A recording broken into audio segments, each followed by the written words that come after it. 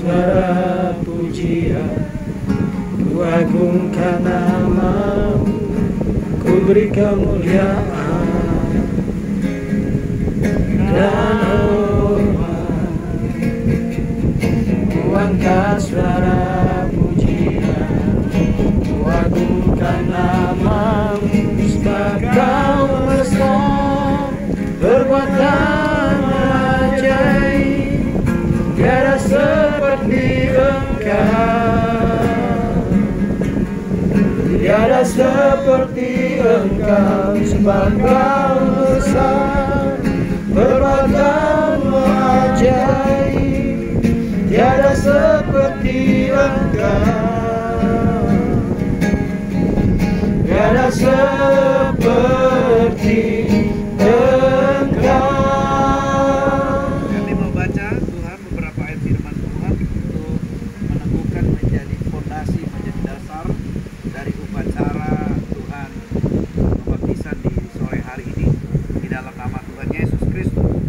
Roma 6 ayat 3 dan selanjutnya berkata, atau tidak tahukah kamu bahwa kita semua yang telah dibaptis di dalam Kristus telah dibaptis dalam kematiannya? Dengan demikian kita telah dikuburkan bersama-sama dengan Dia oleh baptisan di dalam kematian, supaya sama seperti Kristus telah dibangkitkan dari antara orang mati oleh kemuliaan Bapa, demikian juga kita akan hidup di dalam hidup yang baru. Sebab jika kita telah menjadi satu dengan apa yang sama dengan kematiannya, kita juga akan menjadi satu dengan apa yang sama dengan kebangkitannya. Jadi sebetulnya pembaptisan itu berbicara bukan hanya sekedar seseorang yang masuk di dalam air, tetapi mengalami persekutuan di dalam kematian Kristus. Ya, jadi ketika seseorang dimasukkan dalam air, dia oleh 1 Petrus 3 ayat 21 ada bilang begini, ya cukup 2 ayat ini untuk memulai. 1 Petrus 3 ayat 21.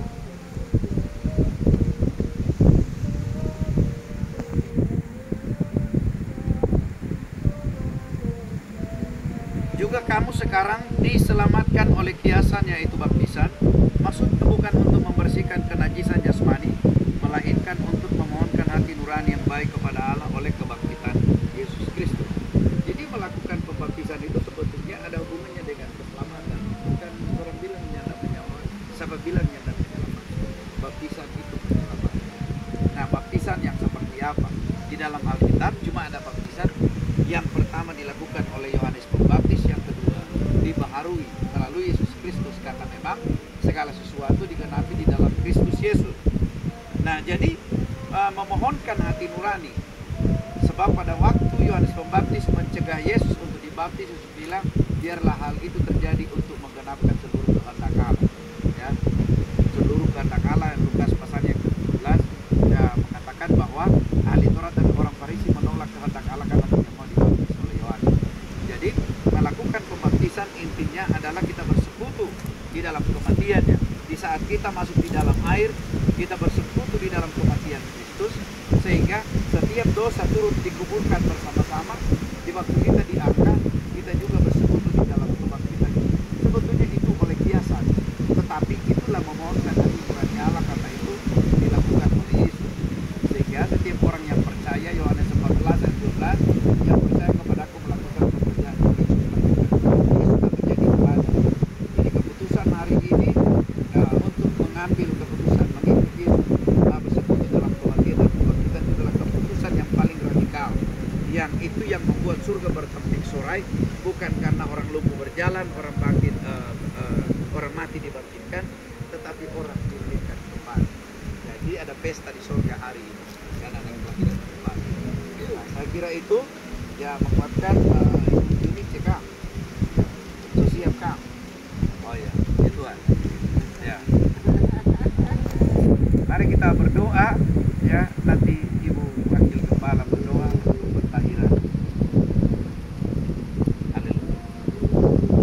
Mari kita berdoa. Bapa, di dalam nama Tuhan Yesus, Engkau Allah yang luar biasa, mempertemukan kami kembali di tempat ini, membawa jiwa-jiwa yang berkuat lewat baptisan air di dalam Allah. Di dalam nama Tuhan Yesus, kami percayakan air laut ini yang menjadi wadah untuk baptisan air dalam nama Tuhan Yesus.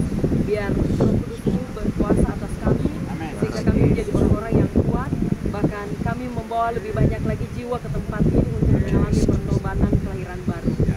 kuasa-Mu Tuhan. Berkati hamba-Mu Bapak Gembala dalam pelayanan ini. Roh Kudus bekerja atasnya, tutup bungkus hidupnya, bahkan yang akan dibaptis nanti dengan darah-Mu yang kudus. Biar penyertaan-Mu sumber damai sejahtera menjadi bagian kami. Kami siap untuk membawa hamba-Mu ini untuk mengalami baptisan air di dalam nama Tuhan Yesus. Haleluya. Amin. Dan tinggalkan cara hidupku yang lama, semuanya sia-sia.